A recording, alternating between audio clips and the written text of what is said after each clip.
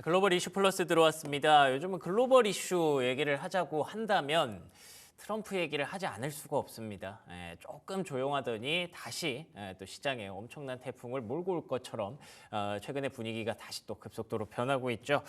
이와 관련해서 권혁중 경제평론가와 얘기 나눠보도록 하겠습니다. 안녕하십니까? 네, 안녕하십니까? 네, 반갑습니다. 오늘 또 관세 폭풍이 또 몰아닥쳤습니다. 네. 이걸 보고 이제 많은 투자자분들이 다시 긴장을 하게 되는 그런 계기가 됐는데 그런 얘기들을 잠시 후에 하게 될 테니까 순서대로 천천히 조금씩 얘기를 나눠보도록 하겠습니다. 일단 트럼프 대통령 취임한 지 한 달이 됐는데요. 한 달 동안 역대급 한 달이었다라는 표현이 아쉽지 않을 것 같습니다. 어떻게 보고 계십니까? 일단 트럼프 대통령은 행정명령을 통해서 빠르게 자신들의 본인이 얘기했던 공약들에 대해서 계속적으로 이제는 집행하고자 이제 노력을 하고 있는데 행정명령 다 아시겠지만 의회 승인이 필요 없습니다. 그냥 행정명령 하면서 사실상 이제 공약 사항들을 지켜 나가고 있다 이렇게 보시면 되겠는데요. 예. 일단 지금 그러다 보니까 월스트리트저널은 이런 표현을 합니다. 이런 전략을 이제 홍수 전략이다 이렇게. 홍수. 왜냐하면 쏟아낸다는 것이 계속적으로 쏟아내는데 하나의 이슈가 또 하나의 이슈를 덮는 방식이죠. 한마디로 이제는 행정명령을 하게 되면은 사회적 논란은 뜨겁잖아요. 반대하는 세력도 분명히 있을 거고. 근데 반대하는 세력의 의견을 꺼내기 전에 또 다른 또 행정명령을 통해서 그걸 덮는 형식이죠. 그러다 보니까 이제 행정명령을 계속 쏟아내고 있다 이렇게 보고 있습니다. 그래서 지금 차트에 보듯이 역대 미국 대통령의 취임 후 100일 내 행정명령 횟수인데 지금 보는 트럼프 2기 같은 경우가 벌써 한 65개 정도. 100일이 아니잖아요, 2기는. 네, 맞습니다. 그러니까 지금 거의 한 달이거든요. 그러니까요.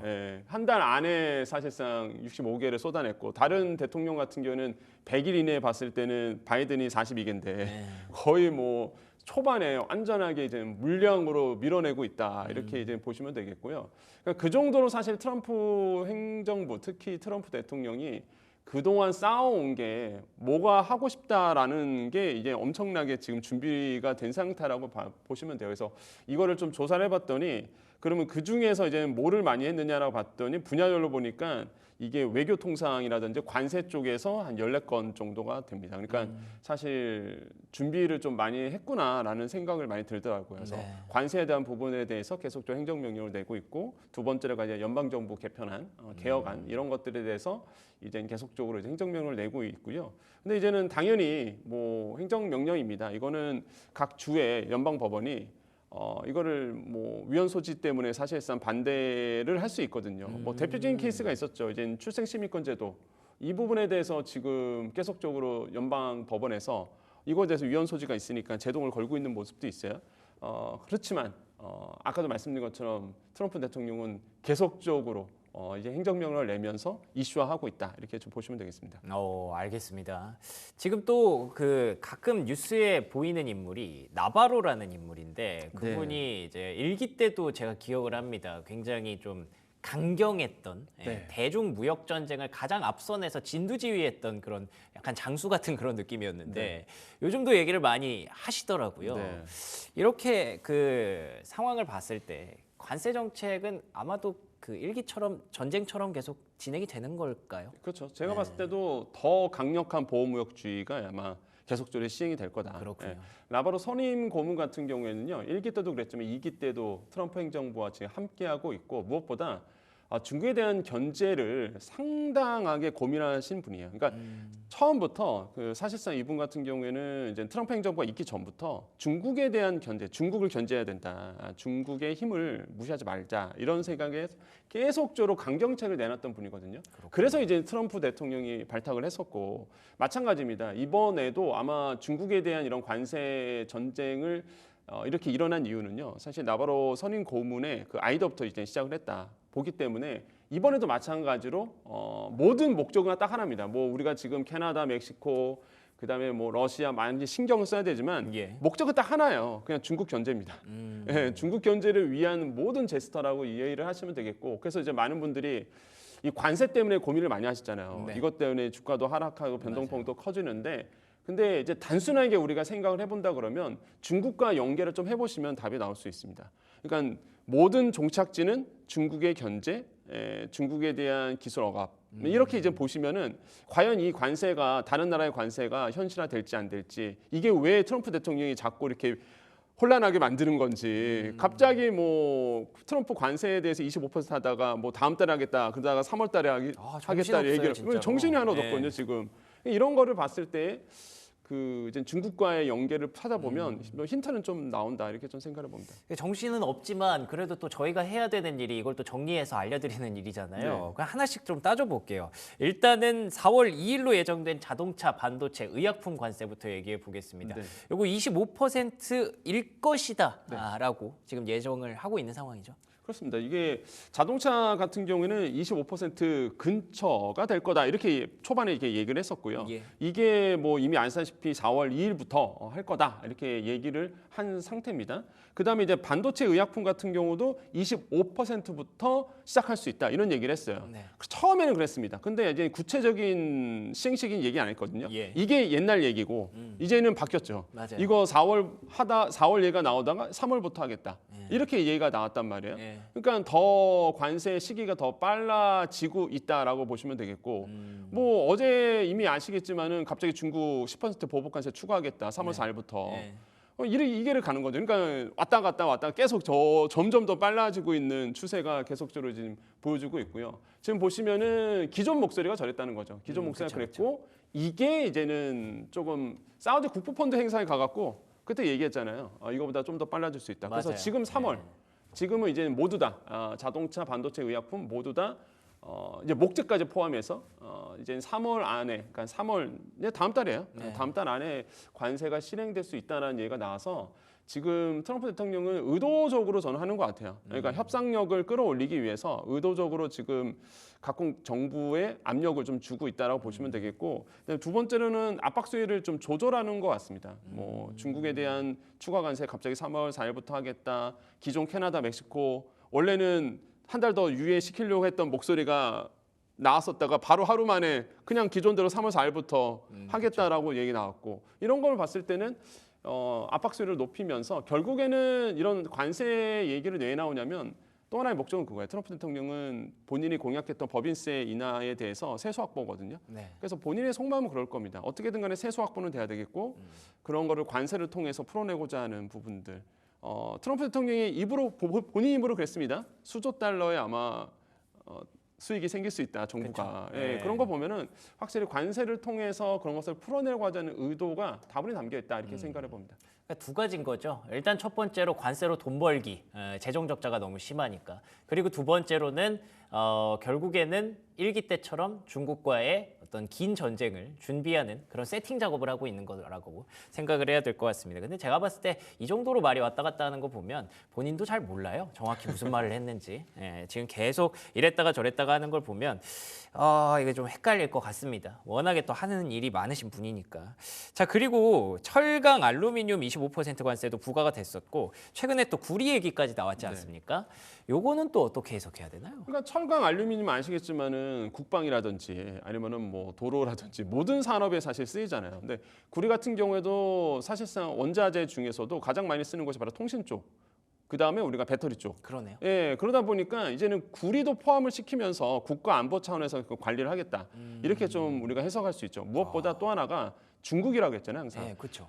구리의 최대 수요처는 중국입니다. 그렇죠. 중국하면 구리죠. 예. 네. 그 다음에 가공을 또 되게 잘하는 나라가 또 구리예요. 예, 맞아요. 그러니까 중국이에요. 그러다 보니까 어떤 얘기냐면은 사실 공급망 재편이 된다 그러면 사실 중국을 빼놓고는 얘기할 수는 없거든요. 그러니까 모든 게 사실 구리 딱 하면은 중국의 경쟁 우위가 있다 보니까 이걸 다 사실 뺏어오겠다라는 거죠.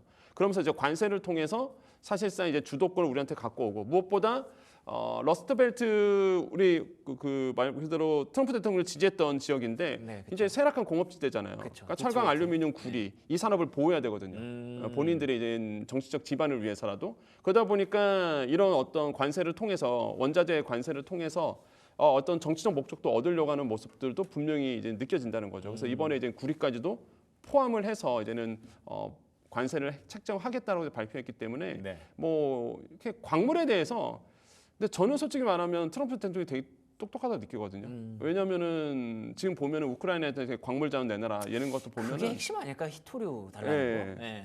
만약에 중국이 히토류까지 지금은 그쵸. 사실상 안 하고 있는데 히토류까지 만약에 제재한다 그러면 그건 좀 이제 전쟁이죠. 예, 그래서 아마 거기까지는 선을 넘지 않을 것 같은데 어쨌든 간에 지금 그런 거 보면은 트럼프 대통령이 긴 안목을 가지고 광물 자원에 대한 확보 앞으로 이제 5G 시대, 4차 산업혁명 시대, 그다음에 우리가 AI 시대, 로봇 시대를 가려 그러면 어쩔 수 없이 철강, 알루미늄, 구리는 뭐 주도권을 갖고 와야 되는 부분이라서 미국 입장에서 보면은 굉장히 현명한 건데 우리 입장에서 보면은 곧 힘들죠. 네, 힘들죠 사실. 네. 그래서 이런 것들이 조금 우리가 신경 써야 될 부분이라서 생각해 봅니다. 알겠습니다.